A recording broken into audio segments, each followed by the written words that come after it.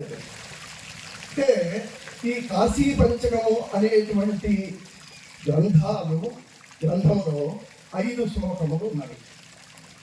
5 శ్లోకంలో ఒక శ్లోకం గురించి నేను ఈరోజు వివరించడానికి ప్రయత్నం చేస్తాను.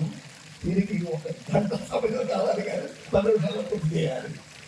అయితే మనం అనుకుంటాము పూర్వకాలంలో భక్తి బాగా ఉండేది, అప్పుడు రాజకీయాలు కూడా బాగుండేవి, అందరూ ప్రశాంతంగా ఉన్నారు.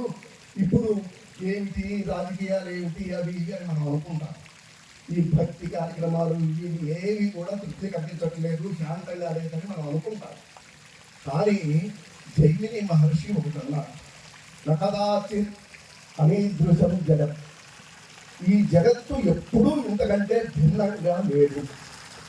అప్పుడు కూడా అలా ఉండబట్టే శంకర భగవత్పాదులకు ఈ ప్రకటన గ్రంథాన్ని ఈ సమాజానికి అందించాలని చెప్పి వారు ఆలోచించారు. అంటే కాశీ పంచకం అనగానే కాశీ అంటే ఏమిటి, వీళ్ళు ఎలా దర్శించుకుంటున్నారు, ఎలా చేస్తున్నారు అనేది వారు అందరినీ గ్రహించుంటారు ఆ రోజుల్లో వారు అక్కడ ఉన్నప్పుడు. మనం చూడండి, కర్మశాస్త్రం చూసారు, అది ఎప్పుడు మానవునికి తృప్తినివ్వదు. ఎందుకంటే కర్మలు అలాగా నడుస్తూ ఉంటాయి. కాంపిటీషన్ ఉంటుంది దేనిలో భిన్న. కాంపిటీషన్ అంటే నేను ఒక పత్రిక చూశాను, 1,00,000 చండీ యాగం. ఈ 1,00,000 చండీ యాగం ఎక్కడి నుంచి వచ్చింది? అంతకుముందు ఎవరో సహస్ర చండీ యాగం చేసుకుంటారు, దానికి కాంపిటీషన్గా ఇది వచ్చింది.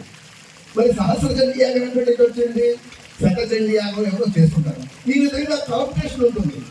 ఇప్పుడు మనం భారతదేశంలో ఉన్నటువంటి యాత్రలు తిరగాలని చెప్పి మనం పెద్ద గ్రంథాన్ని తీసుకుంటాం. అలా మొదలెడితే అవి అంతకు తరగవు, తృప్తి ఉండదు.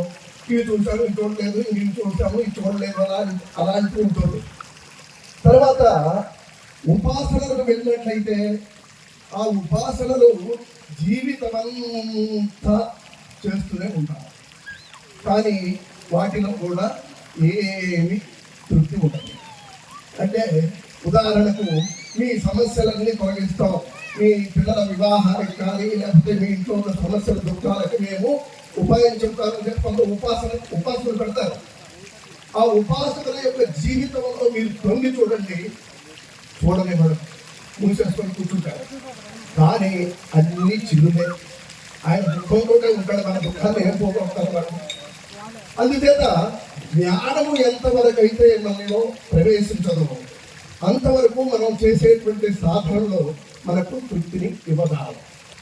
అందుచేత ఈ కాశీ పంచకంలో వారు రాసినటువంటి మొదటి శ్లోకము, మనోనివృత్తి పరమోపశాంతి సాతీర్థవర్యా మణికర్ణికాచ జ్ఞాన ప్రవాహ విమలాదిగంగా సాకాశికాహం నిజబోధరూప. అంటే మనము కాశీ వెళ్ళాలి, అక్కడ 6 రోజులు ఉండాలి, 9 రోజులు ఉండాలని చెప్పి మనందరం హడావుడిగా మన దగ్గర డబ్బు ఉన్నాయి కాబట్టి మనం ఈ రోజుల్లో అలా వెళుతున్నాం. పూర్వ రోజుల్లో ఏ డబ్బులు ఉన్నాయి, ఏమీ కాదు. ఓసారి కాశీ వెళ్తే మనం తిరిగి వస్తామో లేదు అనేటువంటి స్థితి ఆ రోజుల్లో. కానీ అప్పుడు అంతే ఇప్పుడు అంతే, అక్కడికి వెళ్ళిన తర్వాత మనకు ఏమి మనం గమనిస్తాం, కాశీలో గంగా నది, దాంట్లో మనము స్నానం చేస్తే పాపాలన్నీ కూడా పోతాయి. ఇప్పుడు గంగా నది ఎలా ఉందంటే జబ్బులు వస్తాయి. తర్వాత మణికర్ణికా ద్వీపంలో మనం ఇప్పుడు అక్కడ గంగా నదిలో స్నానం చేసిన తర్వాత మణికర్ణికా ద్వీపం నుంచి విశ్వనాథుని ఆలయానికి వెళ్ళి దర్శనం చేసుకుంటాం. ఇది కదా. అంటే శంకర భగవత్పాదులు ఏం చెప్తున్నారంటే, సకాశికాహం అంటే ఆ కాశీ నేనే. మీ అందరూ ఈ దేహం నేను అనుకుంటున్నారా? అనుకుంటున్నా కదా మనమంతా. కానీ ఆ దేహం కాశీ అనేది నేనే. ఎప్పుడు నిజబోధ రూప అంటే సద్గురు శ్రోత్రియ బ్రహ్మనిష్టాగరిష్ఠుడైనటువంటి సద్గురువు నుండి నిజమైనటువంటి బోధను నీవు శ్రవణం చేసి తెలుసుకుంటే ఆ కాశీ నీవే అయి ఉన్నావు. ఎలాగా అంటే మరో నివృత్తి పరమోపశాంతి అంటే మనస్సులో ఉన్నటువంటి వృత్తులు ఏవైతే ఉన్నాయో అవి ఆ ప్రవాహం తగ్గినప్పుడు ప్రమాణం, విపర్యం, వికల్పం, నిద్ర, స్మృతి ఇవన్నీ కూడా ఈ 5 వృత్తులు ఉన్నాయి. మళ్ళీ ప్రమాణంలో ప్రత్యక్ష ప్రమాణం, అనుమాన ప్రమాణం, ఆగమ ప్రమాణం ఈ విధంగా ఉన్నాయి. అంటే ఆ మొట్టమొదటి ప్రత్యక్ష ప్రమాణం కొంతవరకు సత్యానికి దగ్గరగా తీసుకువెళ్తుందేమో కానీ మిగతా వృత్తులన్నీ కూడా మనకి సత్యాన్ని అంటే భగవంతుడికి దూరంగానే ఉంచుతాయి. అంటే ఆ మొట్టమొదటి ప్రమాణం అనేటువంటి దీని గురించి ఈశావాస్యోపనిషత్తులో చెప్పడం జరిగింది. తర్వాత విపర్యం ఇది కఠోపనిషత్తులో కూడా ఈ విషయం చెప్పడం జరిగింది. తర్వాత చాందోగ్యోపనిషత్తులో వికల్పం గురించి చెప్పడం జరిగింది. తర్వాత బృహదారణ్యకోపనిషత్తులో నిద్ర గురించి చెప్పడం జరిగింది. స్మృతి ఇది తైత్రీయోపనిషత్తులో దీని గురించి చెప్పడం జరిగింది. పతంజలి మహర్షి కూడా అన్ని ప్రమాణాల ఆధారంగా తీసుకునే ఆయన చెప్పుకున్నాడు. అయితే ఈ వీటిలో ఉన్నటువంటి మూలాలకు వెళ్తే నేను ఇప్పుడు బయటపడిన 15 నిమిషాలు. అందుచేత ఈ సత్యానికి మనకు దూరంగా ఈ వృత్తులన్నీ ఉంటున్నాయి కాబట్టి ఆ వృత్తులు ప్రశాంతత పొందాలి. ప్రశాంతత ఎప్పుడు పొందుతుంది? సత్యాన్ని తెలుసుకున్నప్పుడు మాత్రమే ప్రశాంతత పొందుతాయి.